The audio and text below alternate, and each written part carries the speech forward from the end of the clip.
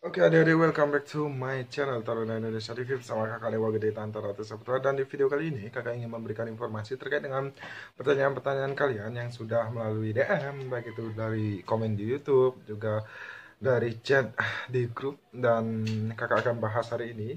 Yang pertama, yang ingin kakak bahas itu masalah pindah prodi. Yang kedua, pindah jalur. Yang ketiga, sistem cadangan. So ya,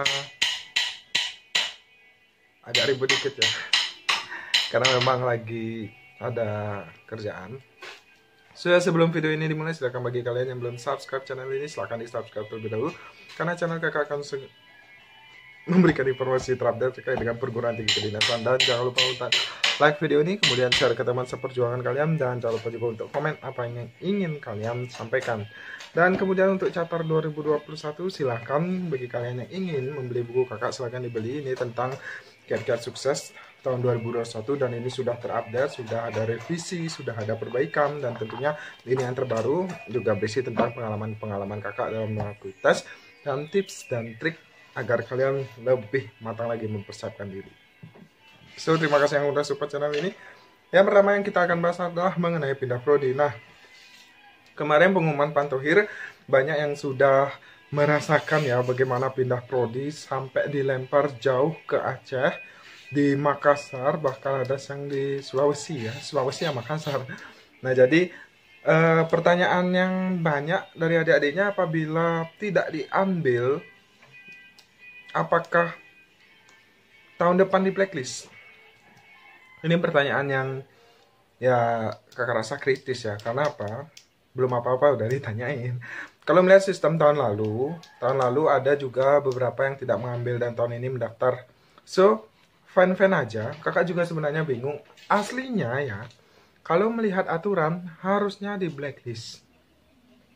Tapi pada faktanya aman-aman saja. Nah, jadi sudah terjawabkan pertanyaan kalian mengenai pindah prodi yang jauh dilempar, kemudian kalau tidak mengambil apakah itu berisiko?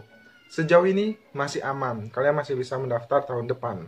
Nah, itu yang pertama. Kemudian, kenapa pindah prodi ini terjadi? Pindah prodi ini terjadi karena kalian kalah perankingan sesuai dengan jurusan yang kalian ambil. Nah, makanya kalian masih diberi kesempatan untuk mencoba di prodi yang masih kekurangan kuota. Ya, jadi itulah arti dari sistem pindah prodi. Kemudian pembahasan kedua yang ingin kakak bahas ya adalah mengenai pindah jalur. Nah, ini banyak banget yang komen negatif ya, termasuk orang tua siswa atau orang tua catar juga komen negatif. But ya kakak di sini nggak mau memprovokatori ya. Kakak di sini hanya mengambil jalur tengahnya. Ya sebagai mediasi lah, kita buka pola pikir serta logika kita. Jangan sampai kalian termakan emosi. Ya wajar sih kalau misalnya namanya kekecewaan nggak lolos, ya itu wajar saja. Tapi jangan sampai kekecewaan kalian itu malah menodai pola pikir kalian yang harusnya bisa berpikir lebih positif lagi. Nah, di sini kakak ingin menjelaskan kenapa ada pindah jalur dari polbit ke non polbit, padahal di surat pernyataan itu tidak ada ketentuan tentang pindah jalur. Nah, di sini kakak akan ceritakan. Kalian yang jalur polbit itu sampai Pantohir, kalian masih diberi kesempatan ya untuk mencoba di non polbit tanpa tes. Artinya kalian sudah lulus di non polbit. Nah, kenapa kalian bisa dipindah dari polbit ke non polbit? Itu karena kalian kalah perankingan. Kalian kalah perankingan di polbit, kemudian pada saat sistem pindah prodi antar polbit itu kalian juga kalah, ya kalian artinya masih diberi kesempatan untuk masuk ke non polbit tanpa tes lagi, artinya kalian tinggal masuk aja ke non polbit. Nah, kalau kita berpikir positif, ya kita masih diberi kesempatan oleh panitia untuk mencoba jalur non polbit, dan itu pun sudah lulus ya. Jadi kalian tidak perlu tes, tidak perlu bayar lagi. Nah, kalau misalnya kalian nggak terima, kalian dipindah ke non polbit, ya udah kalian nggak usah daftar ulang. Jadi kalian harus menerima kalau kalian itu gagal di polbit. tapi dari pihak panitia telah memberi kesempatan kepada kalian untuk masuk ke jalur non polbit. Ya, kembali lagi kepada kalian serta orang tua kalian, apakah kalian mengambil jalur tersebut atau tidak. Ya, kalian terserah, itu kalian bisa. Kalian kalau misalnya tidak ngambil, ya udah kalian coba tahun depan. Tapi kalau misalnya kalian ngambil, kalian terus pengen nyoba tahun depan lagi, kalian harus mengundurkan diri baru boleh nyoba lagi tahun depan untuk polbit. Nah, jadi seperti itu sistemnya. Selagi kalian masih jadi taruna, misalnya kalian jadi taruna non polbit, terus kalian mau daftar polbit, ya nggak bisa, kalian harus mengundurkan diri. Tapi di persyaratan kan nggak boleh daftar bagi orang yang sudah mengundurkan diri atau diberhentikan secara tidak hormat. Nah, jadi memang dilema untuk kalian, makanya pikirkan baik-baik, buka akal sehat kalian, jangan langsung ngejudge A, B, C, D, dan sebagainya. Ya, ini panitia pasti memikirkan hal yang terbaik untuk kalian yang sudah bayar mahal dan finally kalian belum lolos atau belum rezekinya untuk jalur pola pembibitan. Nah, itu.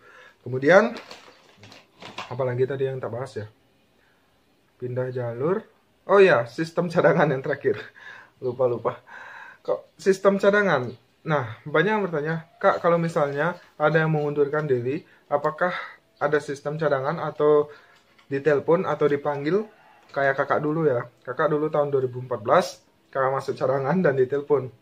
Bahwasanya di sana ada yang mengundurkan diri, finally kakak ditelepon dan akhirnya kakak daftar ulang. Nah, tahun ini apakah ada? Kakak rasa sih tidak, karena tahun lalu walaupun ada kekosongan kuota, ya udah nggak diisi, jadi dipakai buat tahun depan. Nah, jadi memang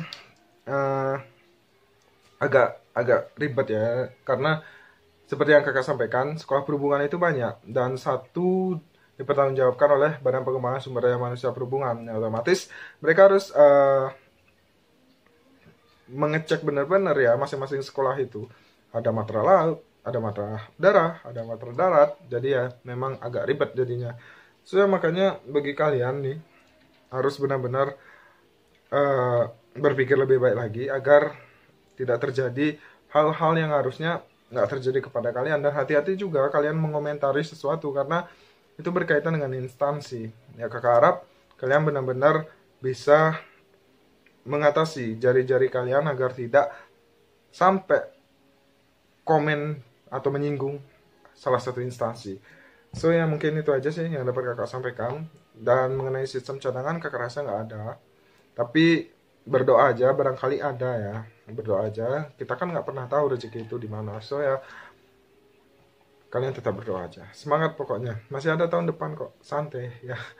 So, mungkin itu aja sih yang dapat kakak sampaikan, dan selamat untuk kalian yang sudah lolos. Kalian tinggal nunggu pengumuman untuk daftar ulang, dan kemarin sudah kakak sampaikan administrasi apa yang harus kalian bawa, perlengkapan apa yang harus kalian siapkan. Silahkan aja cek video sebelumnya, kakak udah sampaikan. Dan terima kasih yang sudah support channel ini sampai detik ini juga, dan kakak benar-benar mengucapkan matur suksema. Jangan lupa untuk tetap support dengan cara subscribe, kemudian hibah tombol loncengnya, kemudian like video ini dan share ke teman seperjuangan kalian. Bila perlu share ke adik-adik kalian yang ingin menjadi taruna nanti ya. Nanti akan kita pantau, kita temenin sampai batas akhir ya, seperti kalian lah di tahun 2020 ini. Kakak udah menemenin dari 2018, enggak 2019, 2020 dan next time 2021. Jadi udah 3 tahun kakak bakal, kalau sekarang sih baru 2 tahun ya. Baru 2 tahun kakak menemani adik-adik kakak yang ingin menjadi taruna. So ya, mohon maaf apabila ada salah kata atau salah tingkah, and see you next time. Peace.